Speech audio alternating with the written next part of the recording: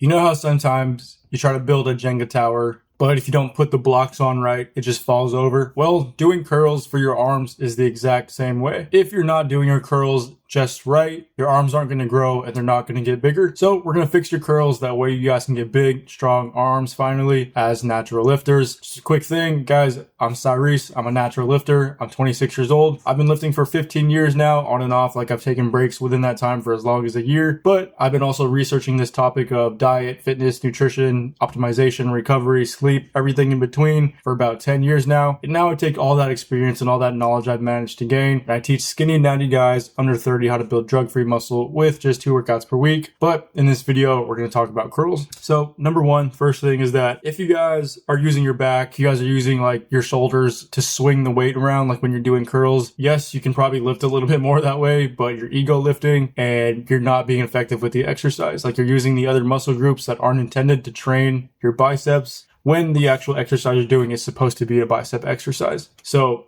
for example, if you're standing up and you're doing bicep curls and you're kind of swinging the weight and you're swinging the weight and you're swinging, you're using your momentum, you're training your biceps a little bit, but ultimately you're just straining yourself and you're training your back and your legs and your shoulders more than you're actually training your biceps. So your biceps are the actual muscle you want to grow. So we want to focus on that as much as possible and really lock in and dial in our form and technique. This kind of goes hand in hand with like, if your form is bad, there's a good chance that the weight you're picking for your exercise is actually too heavy. If you're like picking weights that are so heavy to the point that your form is starting to like slack because you can't lift it, then that's a good sign that you actually need to decrease the weight. That way you can do the exercise properly. I'll tell you guys right now, as natural lifters, 10 out of 10 times, picking a weight that you can do with perfect form is going to be way more effective for your muscle growth compared to just picking a weight where you ego lift and just swing the weights around like I mentioned. Basically, when you guys are doing the exercise, you need to actually like feel the weight and actually feel the tension, like feel the stretch and feel the exercise. And you can't really do that if you're picking weights that are too heavy to the point that you're just swinging them around for bicep curls. Another thing is like when you're doing your curls, make sure at the very top you're actually squeezing your like you're squeezing the biceps, you're squeezing the muscle. Like you don't just go up and down and curl. Like at the very top, you actually want to like flex your bicep, and this is going to improve your gains as well too. Now, on the way down, you need to go down slow and controlled. So you don't just do your curl and let it drop like as fast as possible. Go a little bit slower on the way down. Really feel the stretch. And at the very bottom too, you want to kind of pause for a second or two at the bottom. This will help because it'll improve the stretch and basically clean up your form as well too. So like I said, squeeze at the top, nice and slow on the way down, and then pause at the bottom for a second or two. And this goes for any bicep exercise. Same thing for barbell curls, cable curls, hammer curls, clown curls, machine curls, whatever type of curl or whatever type of bicep work you're doing, this applies. Honestly, this applies to every exercise out there, but we're talking about biceps today. The next thing is, this is a tip you can implement that will help improve your form. Typically, whenever you're doing any type of bicep curl, it helps if you actually tuck in your elbows. So if you do your bicep curls out here, you're not your strongest out here when you're doing bicep curls. You're actually stronger when your elbows are tucked in. So what I tell my clients is to actually like take your elbow and tuck it in so far that you're actually like touching your stomach. So if your elbows are touching your stomach, that's a good sign that your form technique is pretty good for whatever bicep curl you might be doing. Now, if you're doing like a preacher curl or something, you can't really touch your elbows to your stomach because you're on the preacher bench. But the same thing applies. Like it wouldn't make sense to do preacher curls like this, right? Like you're gonna tear something, you're gonna get hurt, you're gonna get hurt. So tuck your elbows in, make sure you have good form, make sure you have good technique, and that will help with your the quality of your bicep exercises as well too. Next thing I want to talk about is the importance of triceps. Yes, this video is about curls. Yes, this video is about training your biceps. But honestly, I'm not gonna lie to you guys. Training your triceps is way more important if you're worried about the aesthetics and the size of like your arm. Your triceps are a way bigger muscle group compared to your bicep. Like I'll literally show you. Your bicep is like from here. I don't even know if you guys can see, but your bicep is like here to here. Like that's it. And it's pretty small. Your tricep is literally from here, like all the way up to the like top of your shoulder almost.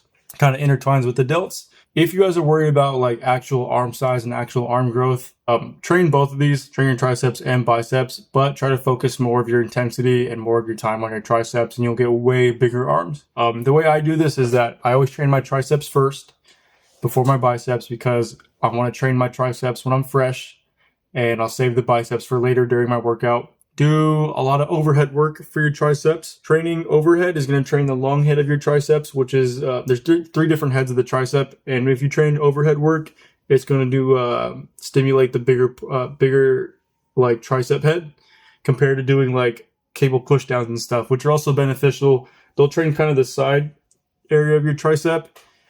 But if you really want size and you really want like your arms like pop out this way, then you need to train a lot of overhead work. So those are things like skull crushers, like barbell skull crushers, dumbbell skull crushers, cable skull crushers, overhead extensions, any type of tricep exercise where you're lifting over your head, and that'll be fine. That'll work perfectly. Now, the next thing I want to mention is that even though you're just training arms, even though you're just training your biceps, progressive overload still applies. So you still want to get stronger every time you train your arms, because that is the correct way to actually like send signals to your muscles that they need to grow. So as I've mentioned countless other videos, if you guys don't know already, progressive overload you can implement it 5 ways. 1, increase the reps. Number 2, increase the sets. Number 3, increase the weights. Number 4, decrease the rest periods. Or number 5, improve your technique and improve your form. So guys, it's not about like how much you can curl at the end of the day. At the end of the day, it's about really feeling the stretch in your bicep. It's about really making sure your form and technique is perfect. It's about picking weights that you can actually challenge yourself with, but not have to ego lift with in order to like actually move those weights. And most importantly, it's about implementing progressive overload every single time you train your biceps. If you guys apply these things to your training, I promise you guys will see way better results, and you guys will actually start to see real bicep gains as natty lifters. So that's it for the video. If you guys got any questions at all, drop them in the comments. Or if you want to reach out to me faster and get direct access to me, DM me the word natty on Instagram, and I'll answer any question you have. I dropped my Instagram link in the bio, or link in the description of this video. That way you guys can see it. Another cool thing, we have an exclusive private school community that is literally dedicated to skinny, natty guys under 30 who want to build drug-free muscle with just 2 workouts per week. Inside, we teach you guys how to go from A to Z, where if A is you being skinny, weak, not sexy because you're so small and got no muscles, girls don't like you, and we bring you to Z, which is where you actually know how to build drug-free muscle. We teach you exactly how to do it, and we get you on the path to actually building muscle. We give you all the routines, we give you all the workouts, we give you the best routines and workouts that apply to specifically natural lifters. So we're giving you workouts that are built and designed for people just like you, not for people who are on steroids.